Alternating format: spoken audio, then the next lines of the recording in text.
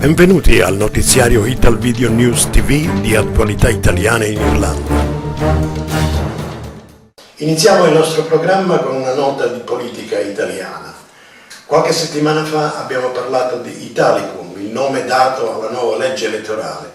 A ritornare sull'argomento il nostro corrispondente politico Salvatore Pappalardo.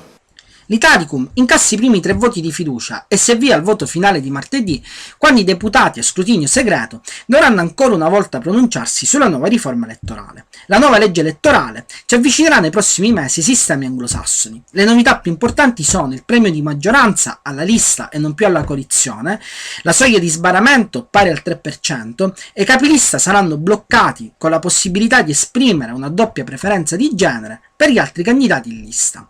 Mentre l'opposizione si è compattata contro la legge elettorale, le novità più importanti sono venute dalla stessa maggioranza. Solo 38 deputati hanno deciso di seguire i big del Partito Democratico, che si sono rifiutati di appoggiare la spallata con cui Renzi ha deciso di imprimere un'accelerazione determinante all'approvazione della nuova legge elettorale. Una spallata che, in attesa della riforma del Senato, getterà sicuramente le basi per una nuova stagione politica. Passiamo ora alla cronaca locale. Il 28 aprile scorso il dottor Enzo Farinella, giornalista e corrispondente dell'ANSA, nonché autore di svariate pubblicazioni, ha presentato il suo ultimo libro intitolato Sulle strade del mondo, che traccia la storia e l'importanza del lavoro svolto dai monaci irlandesi. Il lancio della pregevole opera in formato bilingue italiano-inglese ha avuto luogo all'Istituto Italiano di Cultura. Annunciamo anche che martedì 5 maggio, sempre all'Istituto Italiano di Cultura, Gisella Bianco, disegnatrice di gioielli, terrà una conferenza sull'arte dei gioielli italiani, durante la quale presenterà alcuni campioni delle sue creazioni. Alcuni dei suoi gioielli rimarranno esposti per una sola giornata nel pavilion dell'Istituto. Sono trascorsi 148 anni dalla nascita di Luigi Pirandello, uno dei più famosi drammaturghi della letteratura siciliana, italiana e mondiale. Le sue opere, soprattutto le commedie, sono state tradotte in numerose lingue e messe in scena nei teatri di tutto il mondo. Ma Pirandello gode di indiscussa fama non solo in virtù delle sue opere, quanto anche per la sua filosofia di vita. Ecco un breve documentario sull'argomento, prodotto recentemente da Italvideonews TV. Alla mia età di capelli bianchi, essere vissuto come un niente, o come un assassino, o un assassinato, mi fa paura il pensiero.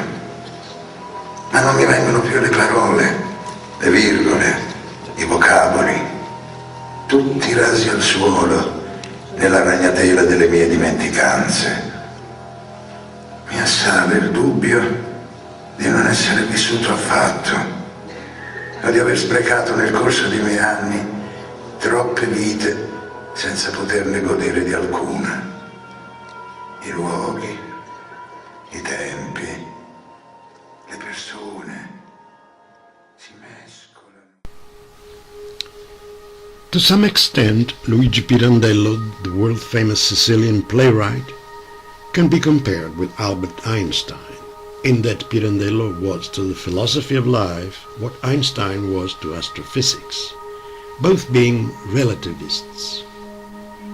Born in Agrigento in 1867 into an upper-class family, Pirandello delved into the human psyche to explore and expose its inner mechanisms.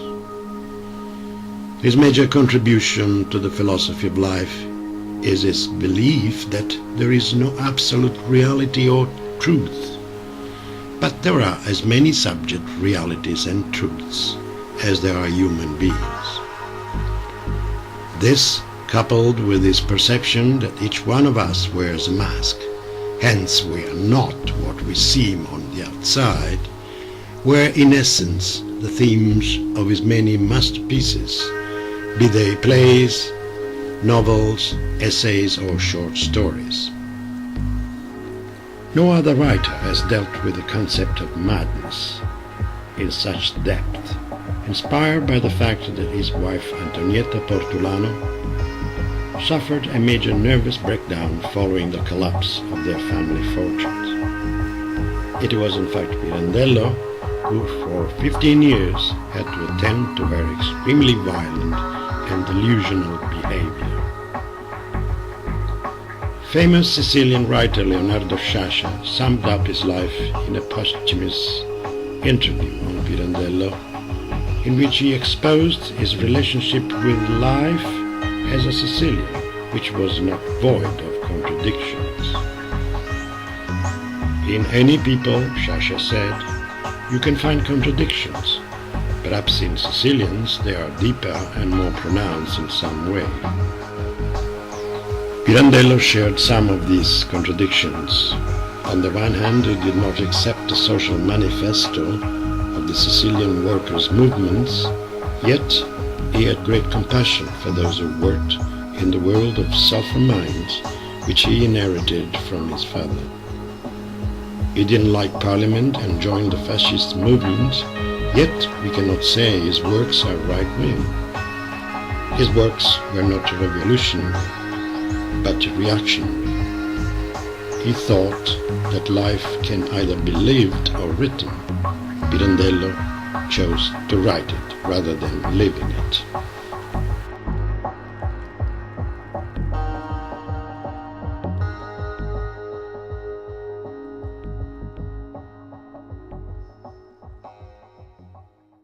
Ed ora parliamo di economia, per fare il punto della situazione odierna in Italia ed Irlanda. Abbiamo qui in studio il russo Konstantin Gurchev, professore associato in finanza al Trinity College Dublin, nonché esperto di affari economici, noto per i suoi frequenti interventi alla televisione irlandese. Konstantin, thank you very much for coming here. And no better person to ask certain pertinent questions about economics. Now, we start with the situation here now. Do we have to believe what the media are feeding us, that this country is recovering? We can't believe that, simply because we know from the statements from the IMF, International Monetary Fund, and also from the ESRI, the Economic Research Institute in Ireland here, and from other sources, that the Irish economy is impossible to quantify at this stage. If you look at the three parts of the Irish economy, the government side of the economy is fairly stable. There's a little bit of growth last year. There hasn't been much of it recently in general.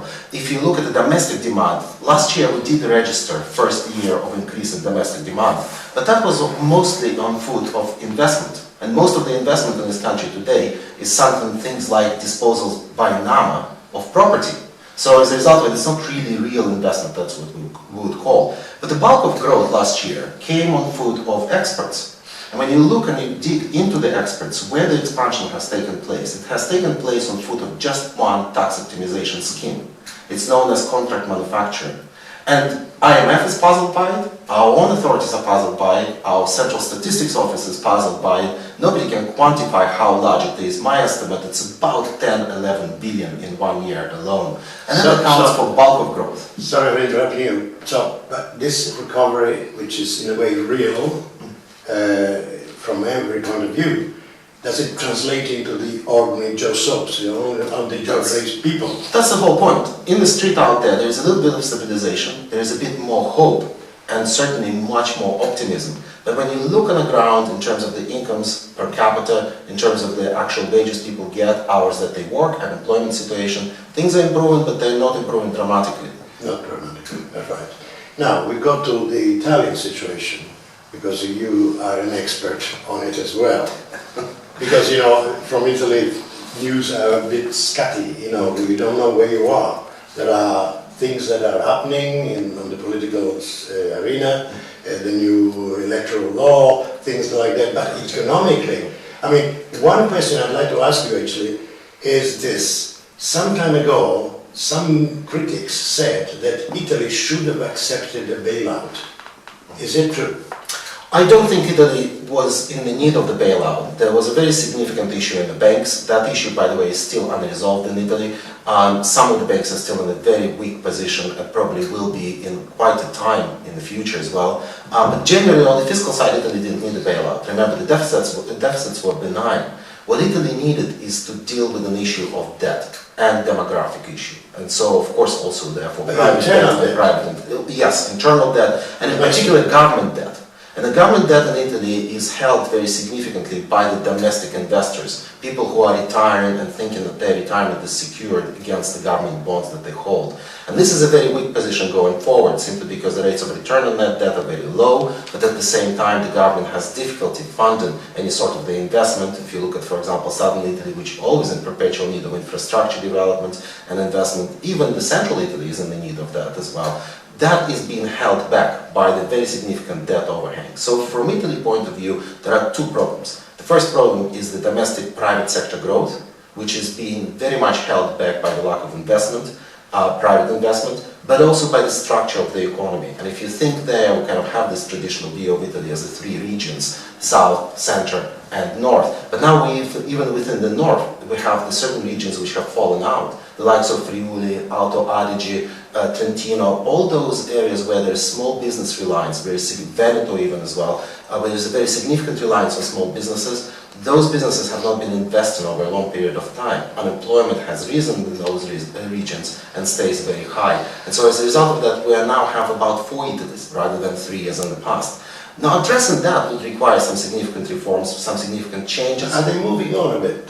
Yes, that's the one positive thing. Of course, the current government has been pretty active in terms of trying to put together, exactly, Renzi in particular is the driving force behind it, has been pretty active in terms of putting forward from Rome kind of centralized approach. But what we know from the longer term of Italian development since the World War II overall, centralized approach doesn't work in Italy because Italy is so heterogeneous. What I would have liked to see is much more focus on autonomy across the regions and giving the regions more power in terms of taxation, in terms of regulation, and in terms of reducing the bureaucracy. Because in the past, that's where it worked. If you look again of northeastern Italy, which joined Italy as the poorest regions at the time, now they are some of the wealthiest regions, second wealthiest region like Friuli, for example, in Italy, and Veneto as well. Those regions have developed on foot of very strong autonomy. If we can give more autonomy, if we can give more determination, self-determination to regions in Italy, we're going back to Italy, which becomes more competitive over the long term. But unfortunately, that's not on the cards right now. But we could talk for hours, because you're a very pleasant interlocutor, if you like, but we have very little time now. Thank you very much for being here. Thank you, Cacciato. Questo è tutto per oggi, arrivederci la prossima settimana.